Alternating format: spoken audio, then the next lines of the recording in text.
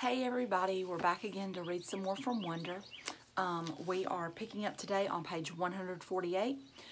Jack Will is still our narrator. Our chapter today is titled Fortune Favors the Bold. Mr. Brown's December precept was, Fortune favors the bold. We were all supposed to write a paragraph about some time in our lives when we did something very brave and how because of it something good happened to us. I thought a lot about this. To be truthful, I have to say that I think the bravest thing I ever did was become friends with August. But I couldn't write about that, of course. I was afraid we'd have to read these out loud, or Mr. Brown would put them up on the bulletin board like he does sometimes. So instead, I wrote this lame thing about how I used to be afraid of the ocean when I was little. It was dumb, but I couldn't think of anything else. I wonder what August wrote about. He probably had a lot of things to choose from. Private school. My parents are not rich. I say this because people sometimes think that everyone who goes to private school is rich, but that isn't true with us. Dad's a teacher and Mom's a social worker, which means they don't have those kinds of jobs where people make gazillions of dollars. He used to have a car, but we sold it when Jamie started kindergarten at Beecher Prep. We don't live in a big townhouse or in one of those doorman buildings along the park. We live on the top floor of a 5-story walk-up we rent from an old lady named Doña Petra, all the way on the other side of Broadway. That's code for the section of North River Heights where people don't want to park their cars. Me and Jamie share a room. I overhear my parents talk about things like, can we do that? Can we do without an air conditioner one more year? Or maybe I can work 2 jobs this summer. So today at recess, I was hanging out with Julian and Henry and Miles. Julian, who everyone knows is rich, was like, I hate that I have to go back to Paris this Christmas. It's so boring. Dude, it's like Paris, I said, like an idiot. Believe me, it's so boring, he said. My grandmother lives in this house in the middle of nowhere. It's like an hour away from Paris in this tiny, tiny, tiny village. I swear, nothing happens there. I mean, it's like, oh wow, there's another fly on the wall. Look, there's a new dog sleeping on the sidewalk. Yippee. I laughed. Sometimes Julian could be very funny. Though my parents were talking about throwing a big party this year instead of going to Paris. I hope so. What are you doing over break, said Julian. Just hanging out, I said. You're so lucky, he said. I hope it snows again, I answered. I got this new sled that is so amazing. I was about to tell them about lightning, but Miles started talking first. I got a new sled too, he said. My dad got it from Hammacher Schlemmer. It's so state-of-the-art. How could a sled be state-of-the-art, said Julian. It was like $800 or something. Whoa, we should all go sledding and have a race down Skeleton Hill, I said. That hill is so lame, answered Julian. Are you kidding, I said. Some kid broke his neck there. That's why they call it Skeleton Hill. Julian narrowed his eyes and looked at me like I was the biggest moron in the world. It's called Skeleton Hill because it was an ancient Indian burial ground. Duh, he said. Anyway, it should be called Garbage Hill. Now, it's so freaking junky. Last time I was there, it was so gross, like with soda cans and broken bottles and stuff. He shook his head. I left my old sled there, said Miles. It was the crappiest piece of junk, and someone took it too. Maybe a hobo wanted to go sledding, laughed Julian. Where did you leave it, I said. By the big rock at the bottom of the hill, and I went back the next day and it was gone. I couldn't believe somebody actually took it.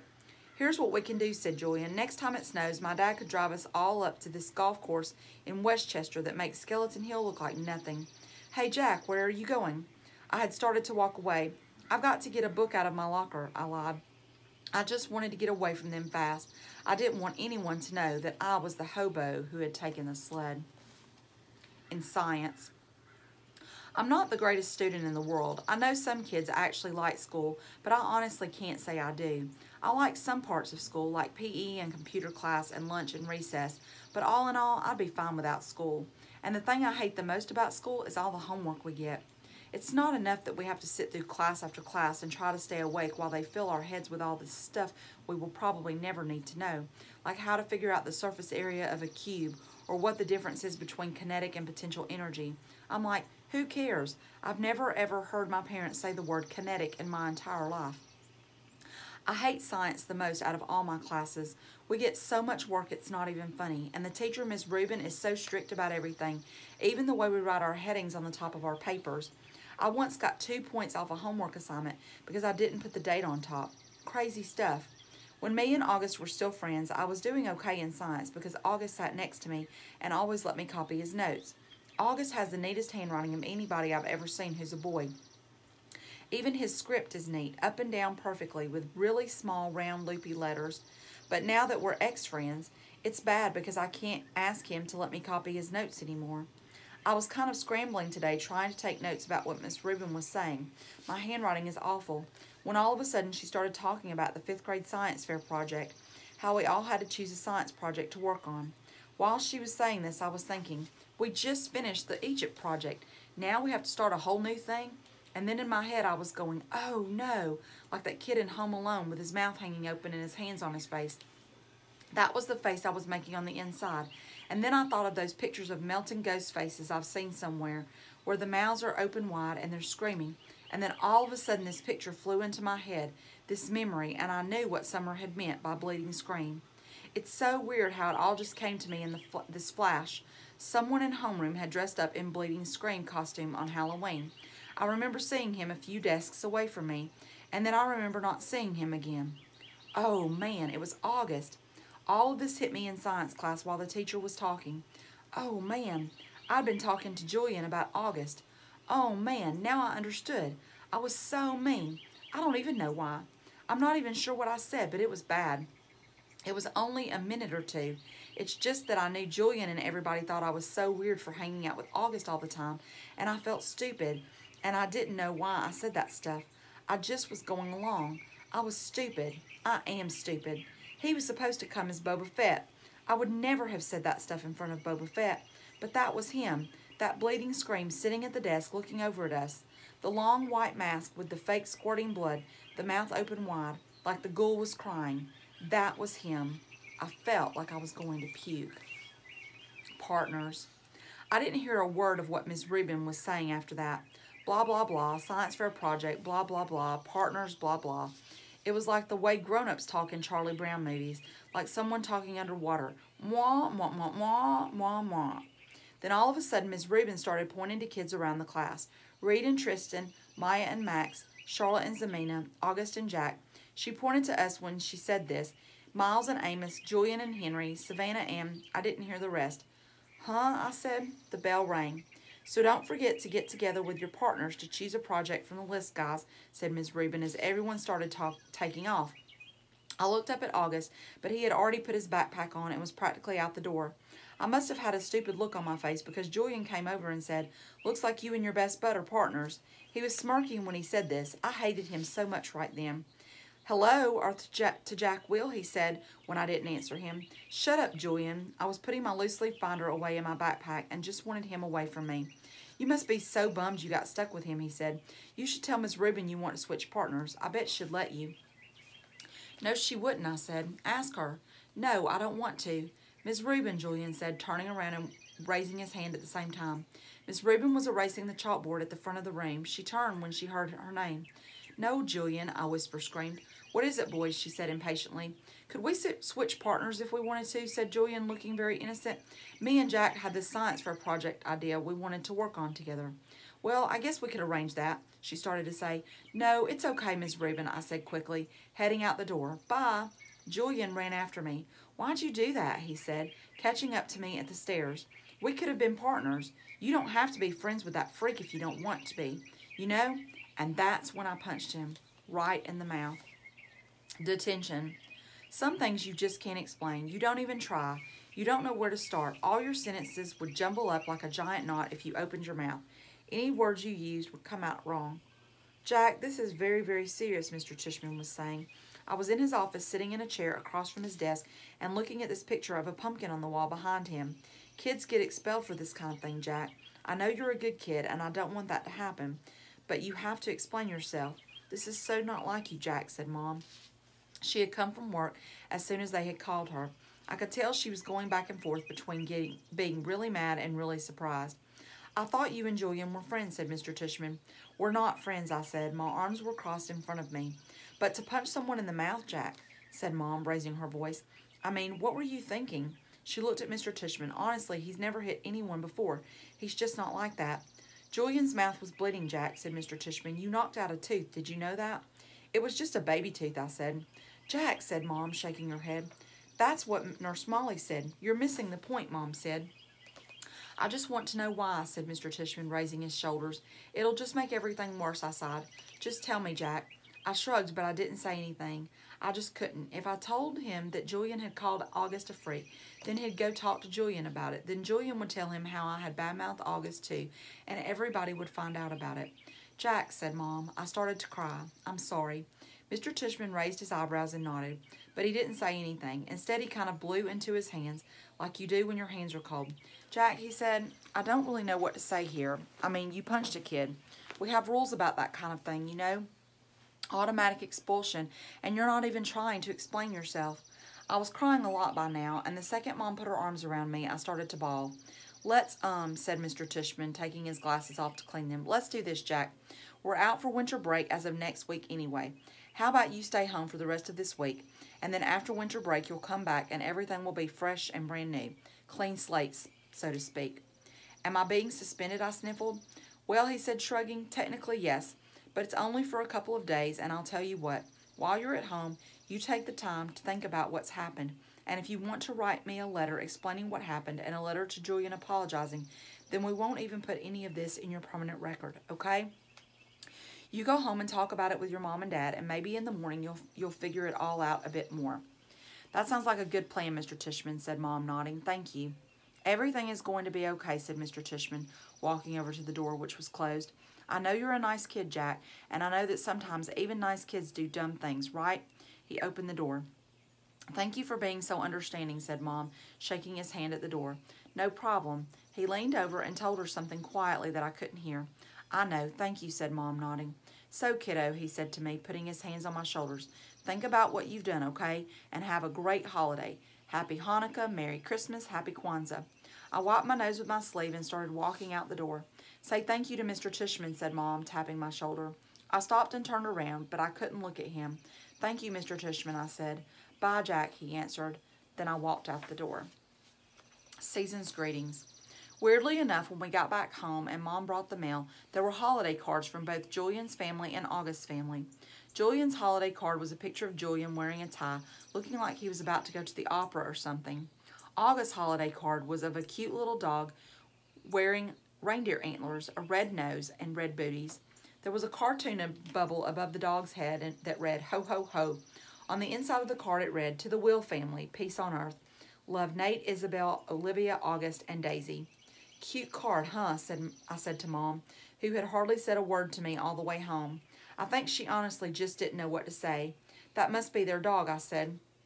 Do you want to tell me what's going on inside your head, Jack? She answered me seriously. I bet you they put a picture of their dog on the card every year, I said. She took the card from my hands and looked at the picture carefully. Then she raised her eyebrows and her shoulders and gave me back the card. We're very lucky, Jack. There's so much we take for granted. I know, I said. I knew what she was talking about without her having to say it. I heard that Julian's mom actually photoshopped August's face out of the class picture when she got it. She gave a copy to a couple of the other moms. That's just awful, said Mom. People are just, they're not always so great. I know. Is that why you hit Julian? No. And then I told her why I punched Julian, and I told her that August was my ex-friend now, and I told her about Halloween. Letters, emails, Facebook, texts. December 18th. Dear Mr. Tishman, I am very, very sorry for punching Julian.